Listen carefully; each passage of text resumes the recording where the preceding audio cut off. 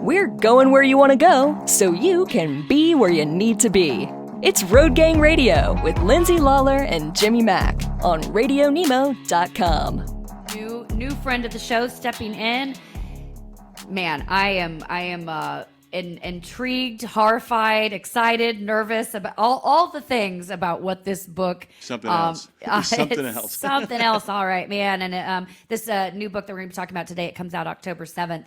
And joining us is Helena Haywoode Henry, who, by the way, Jim, she's a former attorney. And I think Helena Haywoode and Henry, her names alone could be her law firm, actually. Yeah. Helena Haywoode and Henry. Anyway, Helena Haywoode Henry is joining us. She's a former attorney turned debut author. Her first novel, it's already prompting really big conversations before it even hits the shelves, conversations like we're going to have today. It's called Last Chance Live, coming out here in just about 2 weeks. It's being called a chilling classic. How cool to be called a classic before you're even out.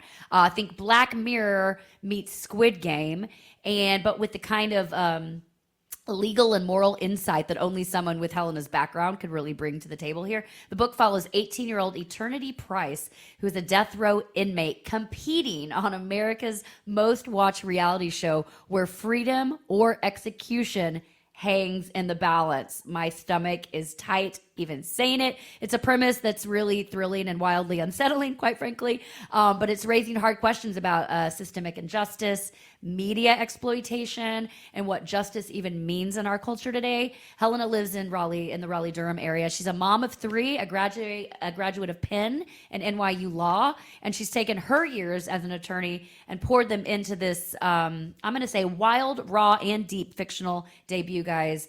We can't talk too much about the book because you got to read it, but we can talk about the premise and really the expertise behind it that put Helena in a place to write it. So please make welcome to the show our new friend, Helena Haywoode Henry. Good morning. Do we call you all three names, ma'am? Hey, good morning. I'm Helena. So happy to be here. Helena. Okay. Good morning. Happy to have you. Last Chance Live is a young adult and adult fiction title. And you described it perfectly. Teens on death row who compete in a reality TV show to win freedom and forgiveness. One contestant wins. America votes for the winner. And the contestants who do not get crowned the victor have their pending death sentences implemented pretty much immediately. So this is a fiction title that really draws heavily from the real world. But I wrote this book predominantly based not so much on the legal system, but more drawing from the human condition and the existential circumstances that we all find ourselves in. And the protagonist, Eternity Price, that 18-year-old that the book follows, she's a young girl who is experiencing life in America where she's watching her dream get derailed in real time, which is something that we can probably all relate to some extent. Eternity's dream is to capture a quintessential American childhood. She wants to go to Disney World. She wants a family that's intact. She wants to attend the University of Pennsylvania. All of these dreams are out of reach for her, and her life goes in very different directions. But Eternity is also an everyman character. What I mean by that is she is a stand-in for all mankind. We're all on death row, in a sense. We've all done terrible things. Yeah. Well, we've all done wrong, right? Yeah. To the same extent. Not everyone here has murdered somebody. Well, I don't know. You just met us. I haven't. Not yet. Give me time. We've all done wrong things, and we all have to contend with the questions that Eternity is contending with, because we are all headed to a grave. None of us are not going to a grave. And so the questions that she grapples with are, what is forgiveness? What is mercy? How do I seek forgiveness? And is it even possible for the price of what I've done to be paid for? So the book and the character of Eternity uses the legal system as a construct to examine the real source of the inspiration, which is these existential questions about the human condition. It's interesting, by the way, and guys, Helena, lays this out almost instantaneously. So I'm 18 and I've already eaten every good meal I'm ever going to have. I'm 18 and all my home-cooked meals for the rest of my life are going to come from the cook at the Patrick O'Daniel unit, the prison for grown-up women, and me way out in the middle of no one cares, Texas, less than 200 miles from Huntsville, the place where Texas says it's going to kill me. So I'll never eat a barbacoa. I'll never scroll on my phone again. I'll never be kissed. I'll never go to Disney World. I'll never go home unless I get out. When Maria told me there's no last meal, I cried for an hour. And I kept thinking about, as I read this book, about Neil Pearce, who a longtime journalist who focused on issues of poverty in America, once said that the great disaster of poverty in America, unlike poverty, say, in China or in the rural regions of India, was that in America you can see the exit sign to get out of that situation and did not know the way to the door. And I kept thinking about that from an existential standpoint, because this book is not just about the fact that we're all going to die, but the fact that so many people are so close to actually being able to kind of access the American dream and literally have one massive thing in front of them for which there's no way to navigate. And that sort of monstrous in the way kind of haunts the entire book. And I was kind of curious, as you write that, you begin with the idea of, I'm going to write this book about this, but as if the weight of what you began to kind of examine began to kind of go along with you as you wrote the book. Does that make sense? Yeah, it does. And, the inspiration for the character of Eternity, I think, perfectly illustrates what you're talking about. Eternity was inspired by a young girl I met when I was at the University of Pennsylvania as an undergraduate. I volunteered in a Head Start classroom at a local West Philadelphia public school that was just a few blocks from Penn. And I met this young girl who was 4 years old in the Head Start classroom. She was an absolute star. This child belonged on television. She was so dynamic, vivacious, just an incredible force. And at the same time, I was also babysitting for another child of two Penn professors. Both of these children were equidistant to the university. They had very different existences. They were around the same age. And it was almost certain that the first child in the Head Start classroom was never going to be able to access the resources and the privileges of the university she lived in the shadow of. And the second child, who was the child of professors, would almost certainly have that ability. And so when you talk about the exit sign and not knowing how to get there, so much is baked into young people's lives before they learn how to read.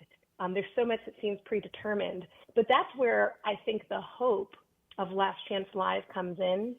If we understand Eternity as an everyman character, if we recognize that we've all done wrong, we're all headed to a grave, we all need to contend with the same questions someone like Eternity does, then we recognize that the gulf between her and us is actually not that big, that Eternity Price is literally all of us.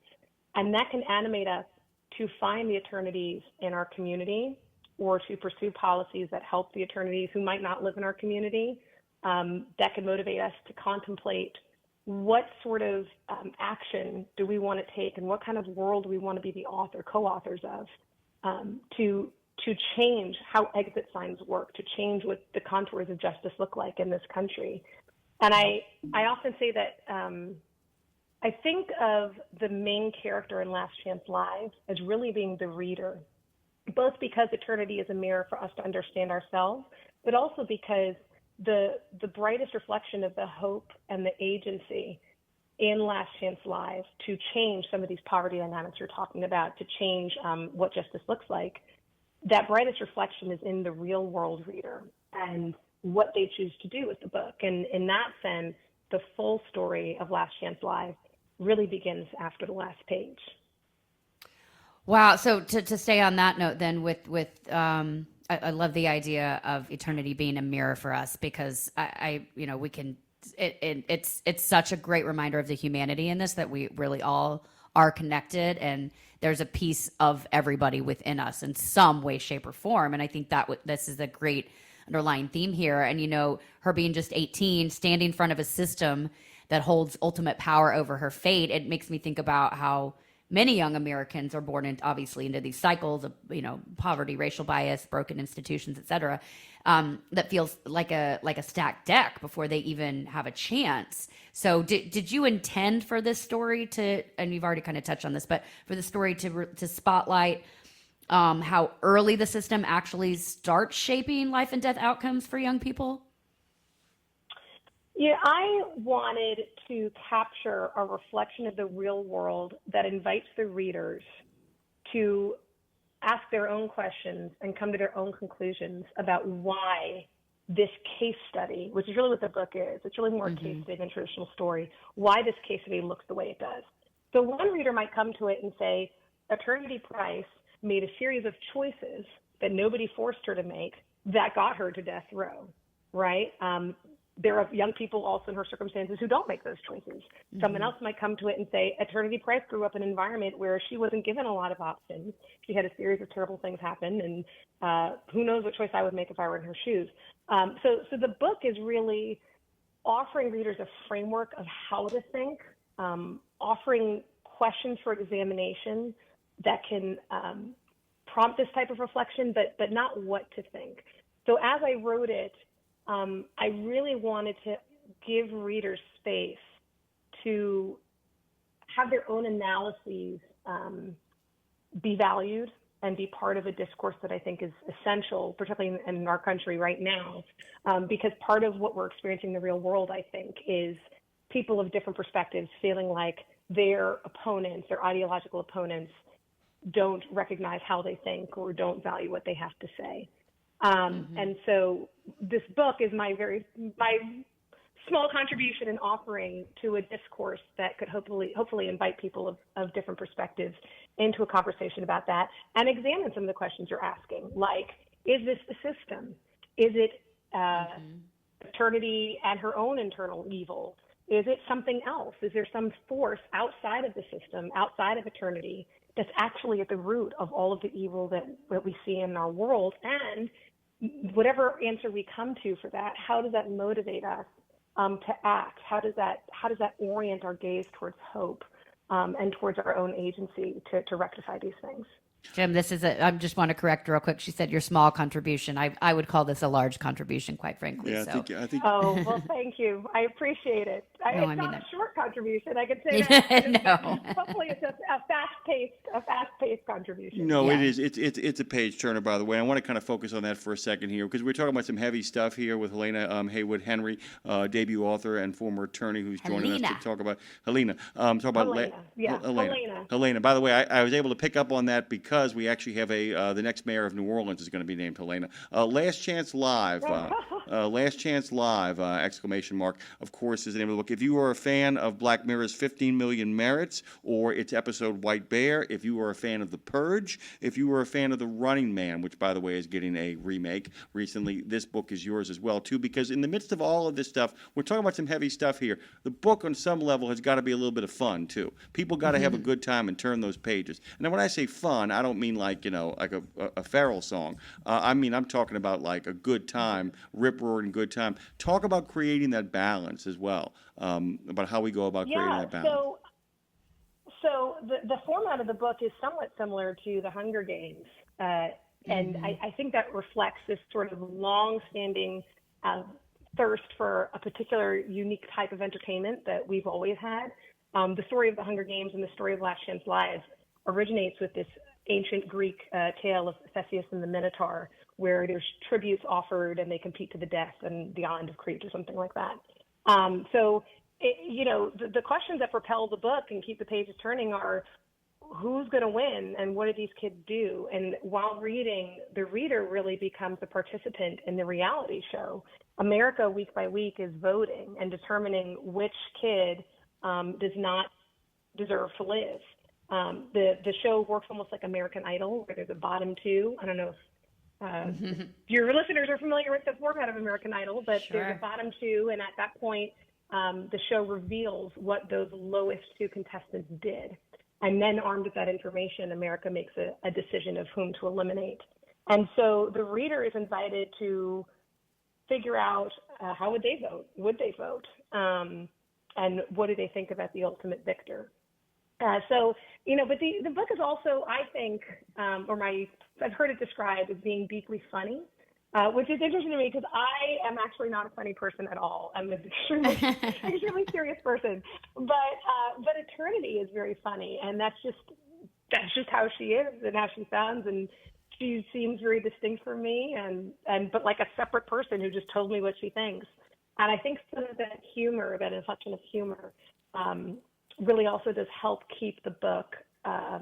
It gives it some levity, I would say.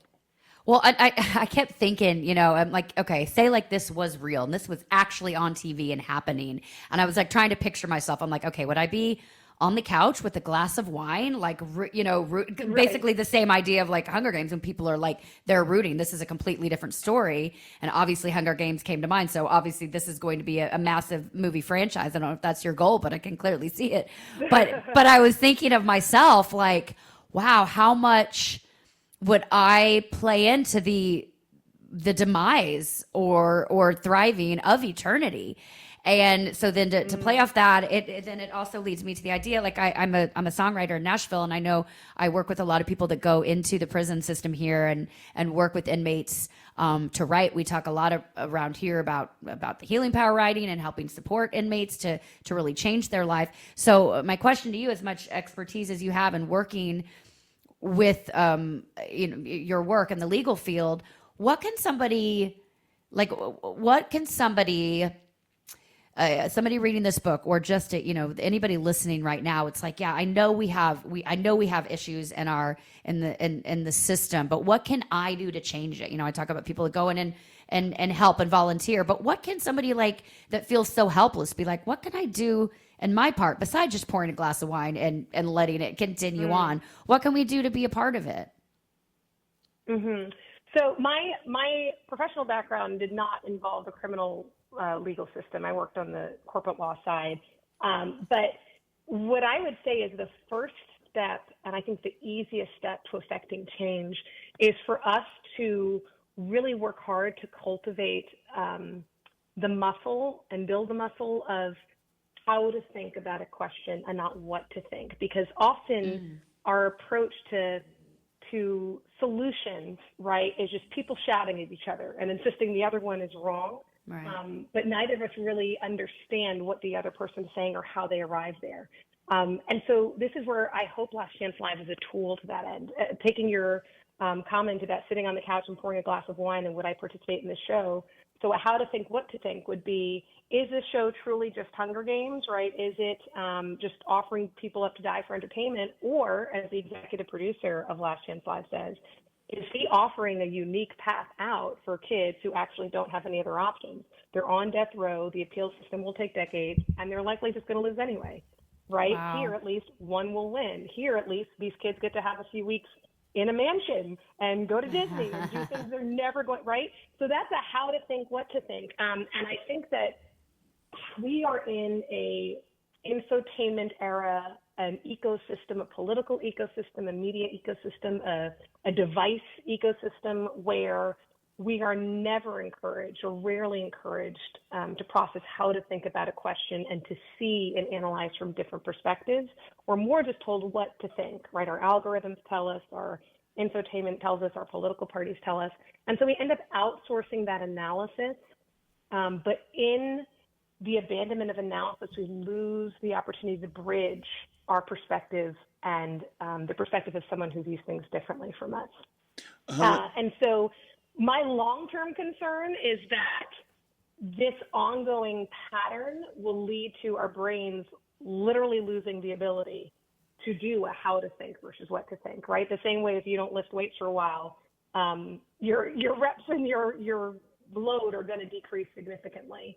And I think a lot about 9/11, right? Why everyone remembers where they were when 9/11 happened, if you're old enough. But nobody remembers what they had for lunch 2 weeks ago. And it's because 9/11 comes up so much that your brain gets the message, hey, this is important, I need to recall it. And it keeps it, right? But nobody thinks about their lunch, so your brain discards that information.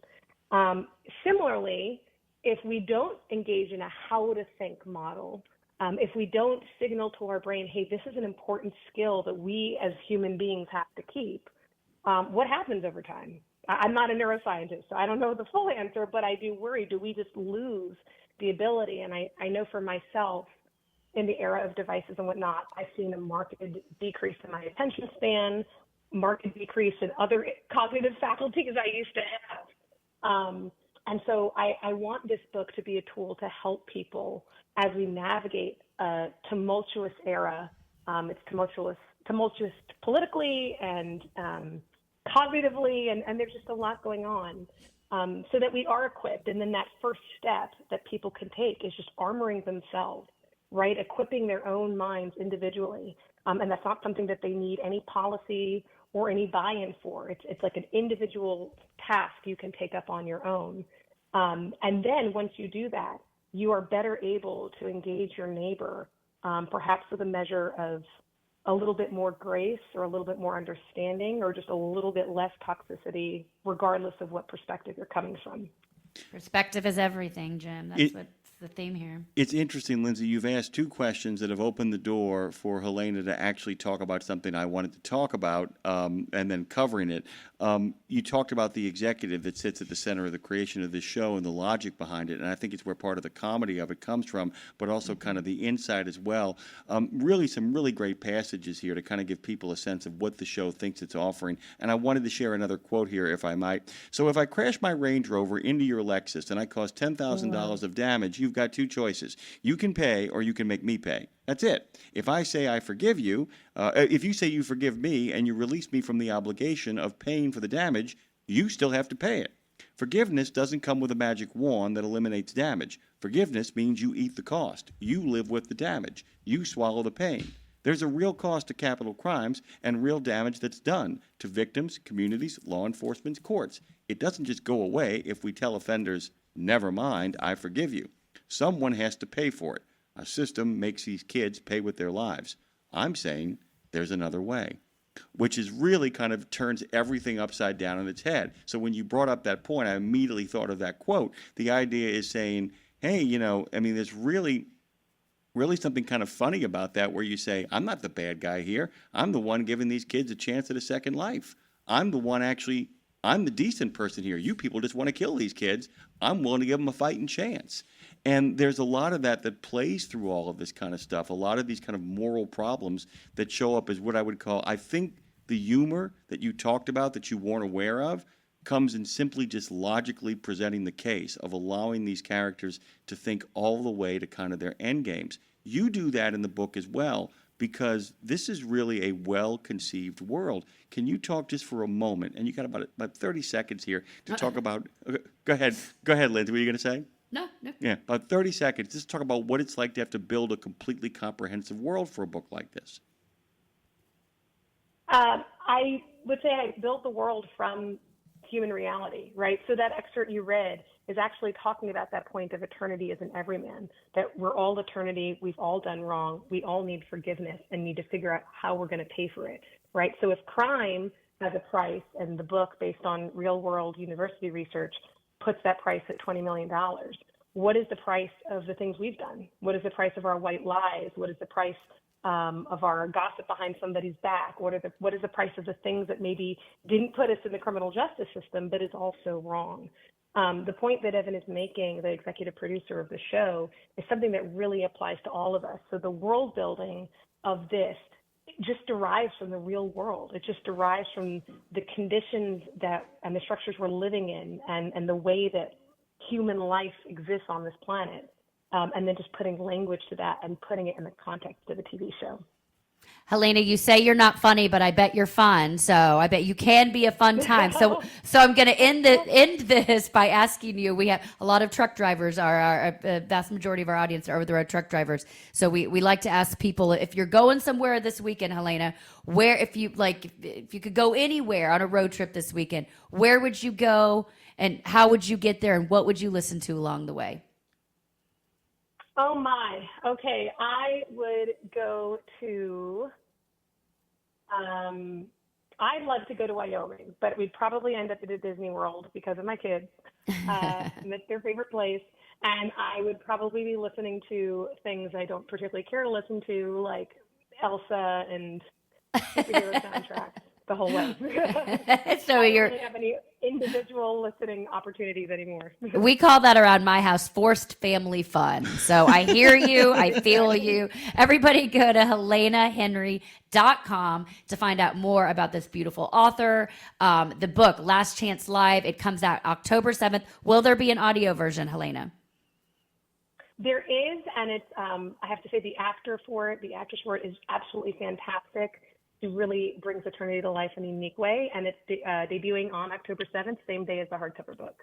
Beautiful, beautiful. We will be listening along. Thank you for joining us. Awesome conversation. Thank you so much. Thanks so much for having me. I really appreciate it. And congratulations, and hopefully greater success, and we'll be actually going to see a trailer for it sometime soon. So well done. Buddy. Well done. Yep. Well done. Thank you. Thank you.